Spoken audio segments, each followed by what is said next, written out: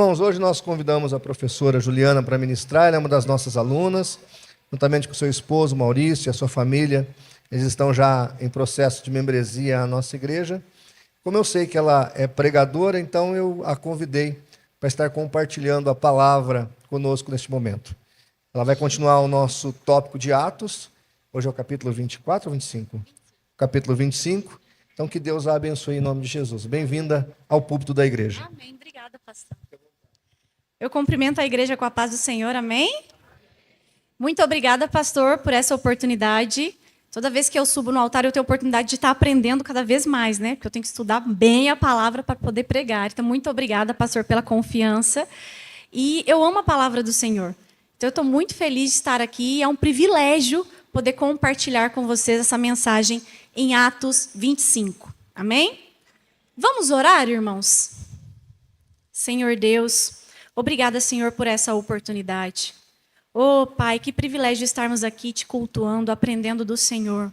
E que essa mensagem, Pai, não seja apenas uma exposição, uma explicação do texto, mas que ela venha tocar nos nossos corações, que venha falar conosco, Pai, é o que nós te pedimos, Pai. Mostra a tua vontade através dessa palavra hoje. Em nome de Jesus, é o que eu te peço. E conduza este culto, porque ele é teu, Pai. Sou dependente do Senhor e nada posso sentir. É o que eu te peço em nome de Jesus. Amém. Bom, deixa eu abrir a minha Bíblia.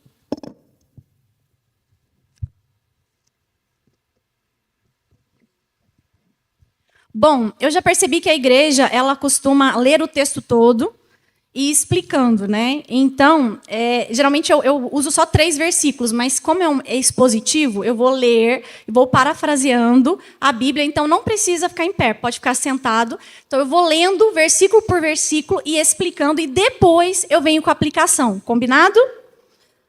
Bom, domingo passado o pastor pregou sobre Atos 24, e a gente viu que 2 anos Paulo ficou preso sob o governo de Félix. Quem vai contar mais a respeito de Félix para a gente é o historiador Flávio Joséfo. Vai falar que ele era um mau governante, corrupto, violento, tinha muitas discussões com os judeus e por causa dessas queixas ele acabou sendo trocado ali, acabou perdendo o governo. O nome é parecido, Félix e Festo, mas são pessoas diferentes. Então a gente já entra em Atos 25 com essa troca. Sai Félix e entra Festo. Então vamos ler. Atos 25:1. Entrando, pois, Festo na província, subiu dali a 3 dias de Cesareia a Jerusalém. Olha só, Festo acabou de chegar e ele já foi trabalhar. 3 dias depois ele já está lá em Jerusalém. E o sumo sacerdote e os principais dos judeus compareceram perante ele contra Paulo e lhe rogaram, pedindo como favor contra ele que o fizesse a vir a Jerusalém, armando ciladas para o matarem no caminho. Gente, Festo acabou de chegar. A primeira pauta foi o quê? Queremos julgamento de Paulo. 2 anos, Paulo preso, e o povo não esqueceu de Paulo. Isso que é ódio no coração. A liderança judaica não esqueceu de Paulo. E olha que interessante, Festo acabou de chegar. Ele não está a par da situação, ele está inocente. Mas os líderes religiosos estão agindo com malícia. Por quê? Porque estavam armando uma cilada. Queriam o transporte de Paulo para Jerusalém, porque Paulo estava em Cesareia. Porque no caminho haveria um grupo terrorista esperando Paulo, que ia desapropriar ele da comitiva romana para quê? Para matá-lo. Então veja, Festo, ele não estava a par da situação, mas ele não aceita.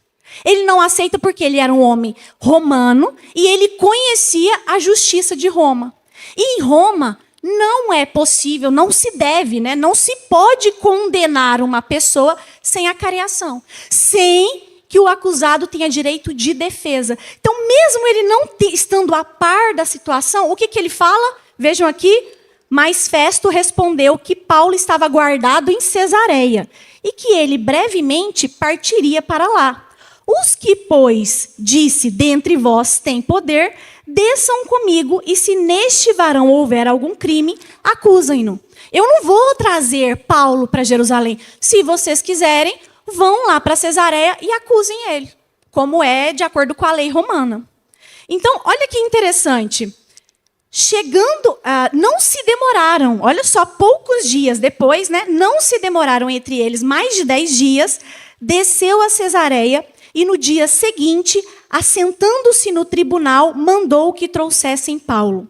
E chegando ele, rodearam os judeus que havia descido de Jerusalém, trazendo contra Paulo muitas graves acusações que não podiam provar. Vejam, muitas acusações sem prova. Mas em sua defesa disse, eu não pequei alguma coisa contra a lei dos judeus, nem contra o templo, nem contra César. Consciência de Paulo estava limpa. Veja, ele não pecou, ele está declarando aqui. Todavia, Festo, querendo comprazer os judeus, claro, ele tinha acabado de chegar. Ele queria fazer uma média com os judeus, ele queria ganhar a aprovação dos judeus. Então ele pergunta, os judeus estão pedindo para você ser interrogado lá em Jerusalém. Você, quer tu subir a Jerusalém e ser lá perante a mim julgado acerca dessas coisas? Olha o que Paulo responde. Eu estou perante o tribunal de César, onde convém que eu seja julgado. Não fiz agravo algum aos judeus, como tu muito bem sabes. Se fiz algum agravo e cometi alguma coisa digna de morte, não recuso a morrer. Mas se nada há das coisas de que estes me acusam, ninguém pode entregar a eles apelo para César. Por que Paulo não queria ir? Porque ele sabia que era perigoso. Vocês lembram alguns capítulos anteriores do sobrinho de Paulo, que tinha alertado sobre uma emboscada? Então, Paulo sabia que podia ter outra emboscada. Então, ele não queria correr o risco. Assim, curiosamente, Paulo estava mais seguro nas mãos dos romanos do que nas mãos dos judeus.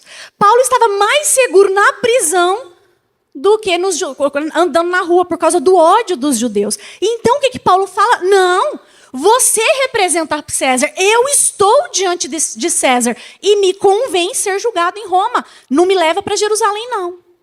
Olha o que Festo responde. Então, Festo, tendo falado com o conselho, respondeu, apelaste para César, então para César irás.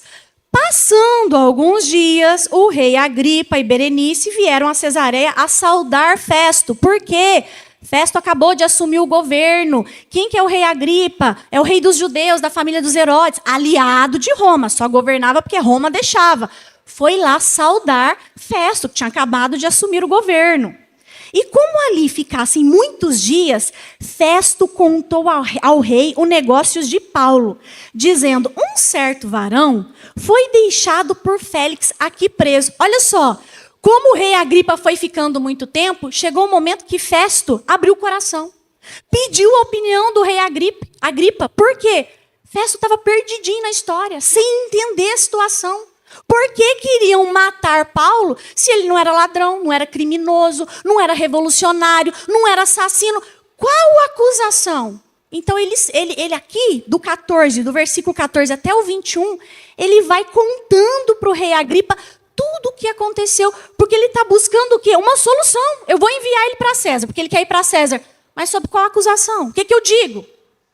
Então, vamos ler.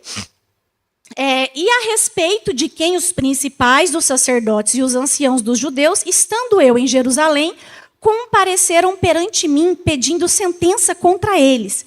A ele respondi que não é costume dos romanos entregar algum homem à morte, sem que o acusado tenha presente os seus acusadores e possa defender-se das acusações, de sorte que, chegando eles aqui junto no dia seguinte, sem fazer dilação alguma, assentando no tribunal, mandei que trouxessem o homem.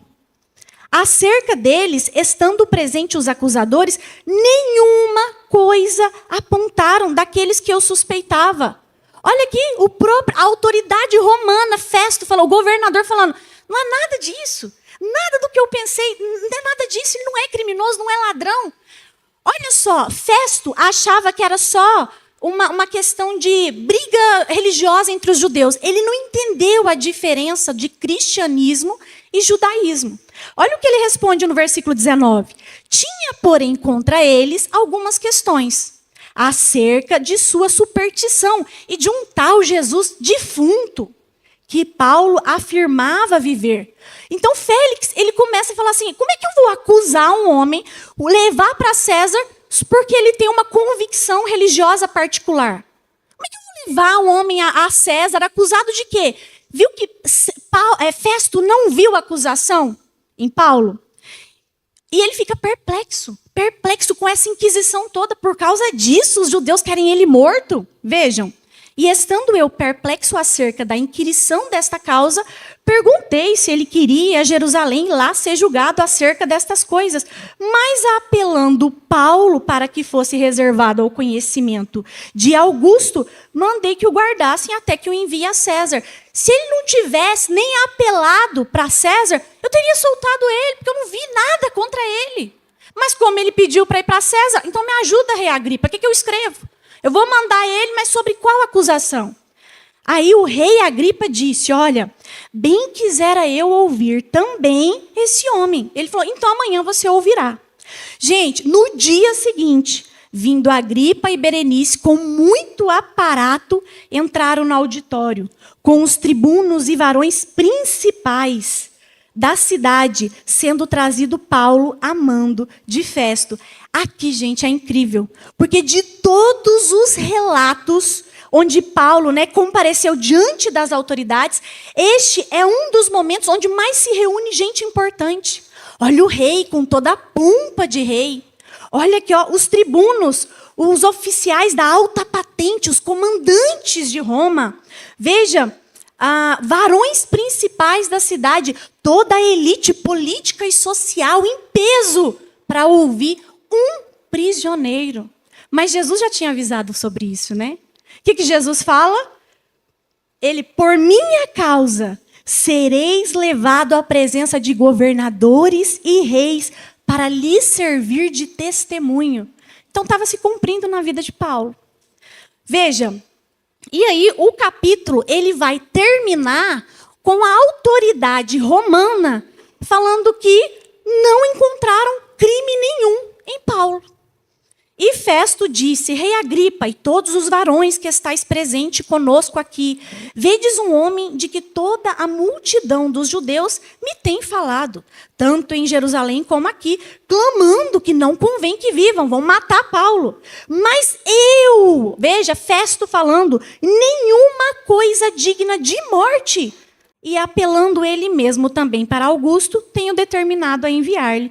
Dele, porém, não tenho coisa alguma certa que escreva ao meu senhor. E por isso, perante vós, trouxe, principalmente perante a ti, ó rei Agripa, para que depois de interrogado, tenha alguma coisa a escrever. Porque me parece contra a razão enviar um preso e não notificar a acusação. Lucas escreve isso aqui para mostrar. Não tem autoridade romana, não achou nada contra Paulo. E no capítulo 26, vai ser da semana que vem, vocês vão ver aqui a detalhação dessa defesa de Paulo. Paulo se defendendo. Mas hoje nós vamos parar só no 25. Amém? Então, agora que nós já entendemos a mensagem, todo mundo compreendeu a mensagem? Então agora nós vamos entrar na aplicação para a nossa vida. E eu peço que vocês não percam o foco, prestem bastante atenção, porque agora nós vamos desenvolver a mensagem. Quando eu li esse capítulo 25, eu comecei a pedir ao Senhor uma orientação, e Ele começou a ministrar no meu coração. Então, 3 coisas eu percebi muito profundas neste capítulo. Repita comigo, irmão. O conflito com o mundo. Postura diante da injustiça. E avanço do evangelho apesar da perseguição. Amém. Então são esses 3 tópicos. É isso aqui que mais foi ministrado no meu coração quando eu lia este capítulo. Então, conflito com o mundo. Como nós acabamos de ler, os líderes judeus, a elite judaica, queria Paulo morto. Mas sob qual acusação? Vocês viram aqui. Ele não era ladrão, não era criminoso, não era assassino, só porque ele pregava a palavra. Qual o crime de Paulo? Por que tanto conflito? Porque ele pregava a verdade. E aqui eu já começo a entender o que o culto está falando o tempo todo. Eu estou sentindo a presença do Senhor. Ele falando, ele começou desde o primeiro hino. Que o mundo vai perseguir a verdade porque a verdade incomoda. Não precisa fazer nada. Não, pastor, mas eu não sou pregador. Não precisa, não. Você não precisa fazer nada. O mundo não precisa de motivos para te perseguir. Basta você ser um crente verdadeiro. Se você for um crente verdadeiro, se prepare, irmão. Firma o corpinho, porque vai vir perseguição. Não sou eu que estou jogando praga, não, viu, gente? É Bíblia. Nós lemos aqui, ó, 2 Timóteo, vamos lá, 2 Timóteo 3,12. Todos os que querem viver uma vida piedosa em Cristo Jesus sofrerão perseguição. Não precisa fazer nada. Você quer viver uma vida santa? Vai sofrer perseguição. Tá com quantos processos, pastor? 17, porque prega a verdade. Quem lembra, até de uma menina uma vez das Olimpíadas em 2024, acho que é skatista, que ela falou em sinais, né? Jesus é o caminho, a verdade e a vida. Quase que ela perde o título. Entrou em discussão, em debate, porque tinha que ser neutro, porque ela não podia declarar a fé dela. Então perceba, não precisa fazer nada, não. É só ser um crente verdadeiro que você já vai ser perseguido. A gente vê isso, gente, nas empresas, às vezes. Quantas pessoas eu convivo e falo assim, lá na minha empresa eu sou muito julgado porque eu sou crente, eu não bebo, eu não fumo. Aí eles falam assim, lá o crentinho, olha o crentinho lá. Antiquado, atrasado. Já estão te perseguindo. Quantos aqui não sofrem perseguição diariamente? Porque às vezes querem te forçar a mentir, a fazer algo que é contra os princípios da palavra, mas você é cristão verdadeiro, crente verdadeiro. E você não faz, é perseguido. E por quê tanta perseguição? Porque o evangelho é luz. E luz não vai combinar com trevas mesmo, não. Jesus já tinha avisado. Se o mundo vos odeia, sabei que primeiro odiou a mim. Se vocês fossem do mundo, o mundo vos amaria. Mas como vocês não são do mundo, então o mundo vos odeia. Então, gente, a gente tem que estar preparado. A gente sabe, Jesus falou, não precisa fazer nada. Se você for crente verdadeiro, vai sofrer perseguição. Porque a luz, ela vai escancarar o pecado. A luz, ela vai tirar tudo que está escondido, vai confrontar a mentira, vai confrontar tudo que está de errado. E o mundo não aceita isso, o mundo ama as trevas, quer continuar nas trevas. E sabe o que eu entendo aqui? É que o perigo não é a gente ser perseguido. Jesus já tinha avisado isso. Ele já tinha falado, se perseguiram a mim, vão perseguir vocês. Então, fica firme. Então, o perigo não é se estão tentando te calar, se estão te acusando, se estão se levantando contra você. Não, isso aí já é esperado, gente, já está na palavra. Eu sei que é um evangelho confrontador, mas crente de verdade tem que estar preparado. O perigo é quando quem não é cristão, não é de Cristo, começa a te aplaudir. Aí tem alguma coisa errada. É quando o mundo começa a te aplaudir. Porque não existe evangelho sem confronto. Eu estava conversando com a minha mãe hoje na hora do almoço, e ela falando, nossa, você viu aquela cantora, Joelma, do Calypso, né? Estava no púlpito não, no carnaval, pregando no carnaval, com roupa indecente, pulando carnaval e pregando. Gente, que evangelho é esse? Que é isso? Que evangelho é esse? Por quê? Porque o evangelho verdadeiro é confronto. E ultimamente nós estamos vivendo isso. Um evangelho raso. O mundo está pregando um evangelho raso que passa a mão na cabeça do crente. Mas cuidado, muita gente vai para o inferno por causa disso. Por quê? Eu sei que é dura a mensagem, mas Deus, Ele não te aceita como você é. A Bíblia não te aceita como você é. Ele chama o pecador, ele recebe o pecador, mas ele não deixa o pecador no pecado, não. Ele não deixa você como está. Ele te transforma. Transformai-vos. Essa é a palavra. Então, que evangelho é esse que não tem mudança? Vocês acham que eu estou aqui pregando, vocês acham que eu não sou confrontada? Todo dia. Todo dia eu leio a Bíblia, todo dia eu sou confrontada, eu tenho que mudar. Então, assim, eu sei, Deus me ama. Eu sei que Deus ama vocês, Deus nos ama, mas não para no amor. A gente precisa se transformar. Transformai-vos. O evangelho verdadeiro é aquele que mata o meu eu, mata minhas vontades. É aquele que realmente me transforma, me faz nascer uma nova criatura. Esse é o evangelho verdadeiro. Então, que evangelho é esse que está sendo pregado aí? E cuidado, viu, irmãos? Porque esse evangelho, sabor, evangelho, tem roupa de evangelho, até parece evangelho, mas nunca foi evangelho. Vai levar muito crente para o inferno. E é isso, a gente precisa ser confrontado, mudança. Nós somos a obra do Senhor. Mas eu vou em alguns lugares que, não, se te faz feliz, irmão, não é errado. É sim, cuidado, coração é enganoso. Não, você foi feito para ser feliz. Mentira, você foi feito para conhecer e glorificar a Deus. Não, você foi feito para prosperar. Mentira, Deus não promete prosperidade para todo mundo. Deus promete salvação, eternidade. Então, cuidado com esse evangelho que deixa a gente como estamos, né? Um evangelho focado no eu. Tudo é para mim, tudo sou eu. Porque o verdadeiro evangelho nos confronta. O que Paulo já falava? Já estou crucificado com Cristo. Vivo não mais eu, mas Cristo vive em mim. Quer seguir Jesus? Negue-se a si mesmo. Pegue a sua cruz e me siga. Esse é o verdadeiro evangelho. Não é fácil, não. É difícil. Mas esse é o verdadeiro evangelho. E é por isso que o mundo não aguenta o verdadeiro evangelho. Porque o verdadeiro evangelho fala de renúncia, fala de cruz, fala de perseguição. Então está fugindo de perseguição por quê, irmão? Já está avisado. Jesus já deixou alertado para a gente. Olha o que ele fala.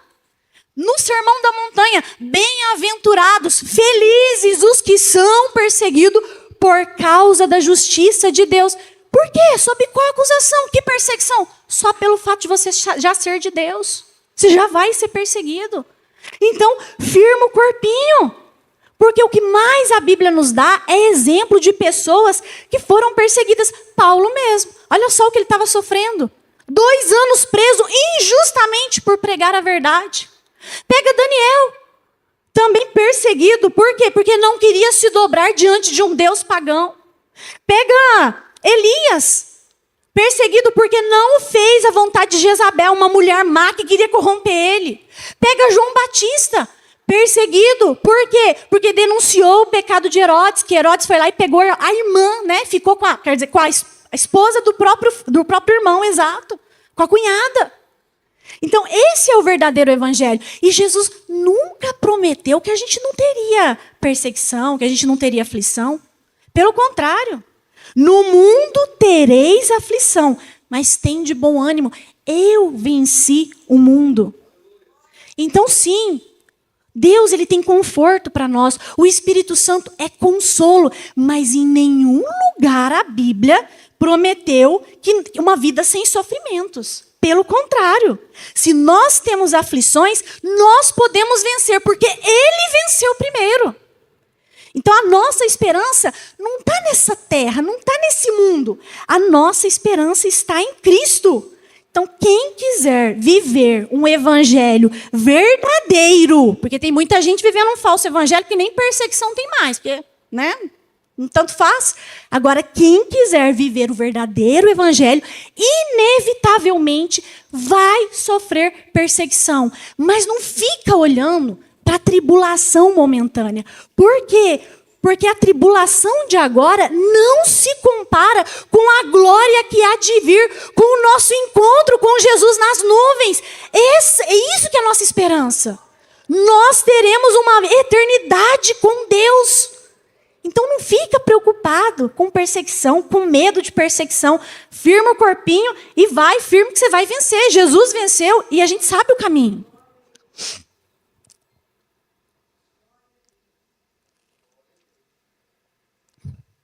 Então, é isso que Atos 25 deixa claro, que vai haver conflito com o mundo.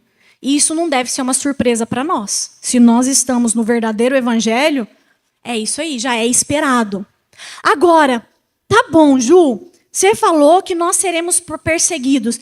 E qual a nossa postura diante da perseguição? Porque vejam, o Atos 25 mostra Paulo, 2 anos preso, injustamente, não podia andar nas ruas por causa do ódio dos judeus. E vejam, eu não li em lugar nenhum aqui, em Atos 25, Lucas descrevendo Paulo reclamando. Ah, Senhor, isso é injusto. Nossa, Deus, eu te sirvo, por que eu estou passando por isso? Me liberta. Eu não vi em lugar nenhum Paulo perdendo o controle, tentando se vingar. Eu vou vingar deles, eles vão ver. Eles me botaram aqui 2 anos, eu vou me vingar. Não, eu não vi. Eu não vi em lugar nenhum ele desesperado tentando provar sua inocência. Não, eu vi ele se defendendo com a verdade. Não pequei contra os judeus, nem contra o templo, nem contra César. Mas eu vi ele se entregando, ele confiando em Deus. E isso, gente, é lindo demais. Porque, vamos lá, quem já sofreu alguma injustiça aqui? Vocês já sofreram alguma injustiça? Qual que é o nosso sentimento? Como que a gente reage? Dá uma raiva, né? A gente fica revoltado. Fica indignado. Você fica tentando provar a todo momento. Não, mas eu estou certo, eles estão errados. É ruim sofrer injustiça. Agora, pensa como estava o coração de Paulo. E o que ele fez? Ele descansa em Deus. Então você não vê Paulo gastando energia para se defender, para falar que ele estava sendo injustiçado. Não, porque ele queria o quê? Pregar a palavra, pregar o evangelho. Na prisão, nas prisões, não diz o que ele faz, mas mostra várias cartas que ele escreveu quando ele estava aprisionado, em Roma, por exemplo, quando ele estava aprisionado lá, ele escreve: aprendi a viver contente, seja preso ou livre. Ele escreve: Timóteo, prega a palavra em tempo ou fora de tempo. Eles querem te ouvir ou não? Continua pregando. Não andeis ansiosos por coisa alguma. Orem. O que mais que ele fala? Ele escreve: vocês estão chorando porque eu estou preso? Não chora por mim não. Porque para mim o viver é Cristo e o morrer é lucro. Estou no lucro, estou com Ele. Então veja o coração de Paulo. Diferente esse posicionamento, né? E isso que me impressiona em Paulo. Além dele descansar e confiar no Senhor, ele já sabia que ele ia ser preso. Alguns capítulos antes, nós vimos Ágabo, o profeta. Pegou o cinto de Paulo, amarrou suas mãos e falou: se você for para Jerusalém, você vai ser preso. E eu vejo Paulo, sabendo que ia ser preso, falando: eu preciso ir. Está na minha missão. A cadeia faz parte da minha missão. Eu vou obedecer ao Senhor. Eu prefiro confiar. Eu me entrego 100% para a glória de Deus. Isso me deixa impressionada. Impressionada com Paulo. Porque ele não foi pego de surpresa. Ele se colocou na dependência do Senhor. E nós? Será que a gente tem essa coragem de se colocar na dependência do Senhor, de fazer 100% a vontade de Deus, de deixar o Senhor governar a nossa vida, Ele decidir, por mais difícil que seja? Será que a gente tem essa coragem? Porque sim, depender exige coragem.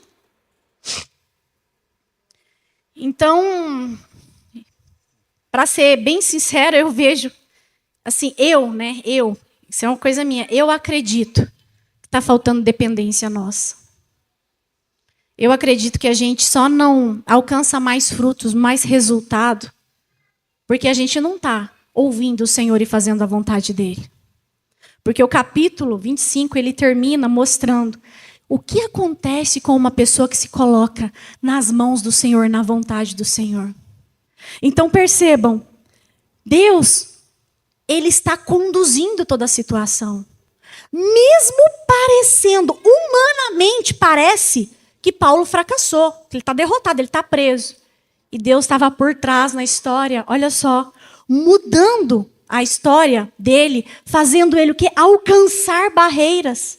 Porque percebam, Paulo, ele jamais conseguiria sozinho estar em palácios, na frente de reis, na frente de um auditório da elite política e social da cidade, pregando o evangelho.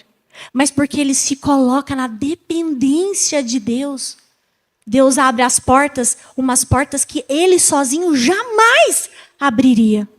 E é por isso que eu acredito que a gente só não está conseguindo alcançar mais resultados, porque está faltando a nossa dependência. Então, tem muita gente que às vezes não está entendendo ainda, que ainda não entendeu o processo, mas já é Deus trabalhando e te levando para algo muito maior, para um propósito muito maior, abrindo portas que você sozinho nunca conseguiria abrir. Mas para quê? Para que você possa testemunhar a glória de Deus. Deus está te levando a lugares onde você jamais chegaria por conta própria, porque o reino precisa continuar. Então confia. Sim, você foi chamado para pregar o evangelho. Você é resposta para muitas pessoas. Você é resposta para uma geração. Então se posiciona, confia, se entrega. Eu sei que não é fácil, mas é isso que Atos 25 está me mostrando. Não fica prestando atenção nas perseguições, nas tribulações, sim, você já sabe que você vai ter mesmo. Presta atenção aonde Deus está te levando. Presta atenção no que Deus está fazendo através de você, aonde Ele está te conduzindo. Porque nós não pregamos a nós mesmos, nós pregamos Cristo. E em tudo nós somos atribulados, mas não angustiados. Somos perseguidos, mas nunca abandonados. Você nunca está abandonado, nunca está sozinho. Ele sempre está com você. Então a pergunta que fica para a gente hoje é: a gente tem essa disposição, essa coragem, como Paulo, de se entregar, sabendo que a gente vai ser julgado, questionado, até cancelado. Mas nós temos essa coragem de fazer a vontade de Deus, porque uma coisa não pode parar. O evangelho precisa continuar. Almas precisam de Cristo. E se você ainda tem medo de se entregar e viver uma vida na dependência do Senhor, pede para Ele, conversa com Ele. Você pode falar tudo com Ele. Não há nada que você não possa falar com Ele. Você pode ser sincero. Pede a Ele: Senhor, eu quero viver na dependência do Senhor. Fazer a Tua vontade. Alcançar lugares inalcançáveis para a Tua honra e glória. Então, eu sei que não é fácil. Porque assim como vocês, eu também estou aprendendo a viver 100% na dependência. Não é fácil, não. Às vezes a gente quer fazer a nossa vontade. Mas o que eu tenho aprendido nessa caminhada é que Ele é fiel. Ele sustenta. Ele está conosco todos os dias. E a graça dEle nos basta, porque não tem nada melhor do que a presença dEle. A presença dEle é maravilhosa. É tudo que a gente precisa. E eu quero finalizar cantando uma música, um trechinho de uma música, que essa música ela é muito linda. Ela é uma oração em forma de música. Porque ela mostra nosso medo de se entregar. Porque, na verdade, eu descobri que tudo que eu preciso está em Ti. Mas meu coração é teimoso demais para admitir. Sei que depender é como viver perigosamente, mas eu preciso acreditar e confiar no que você me diz. Vai ser difícil, eu sei, larga tudo por você, mas eu sei que quando eu desistir, você estará ao meu lado, me segurando, me assegurando de que tudo vai ficar bem, tudo vai ficar bem.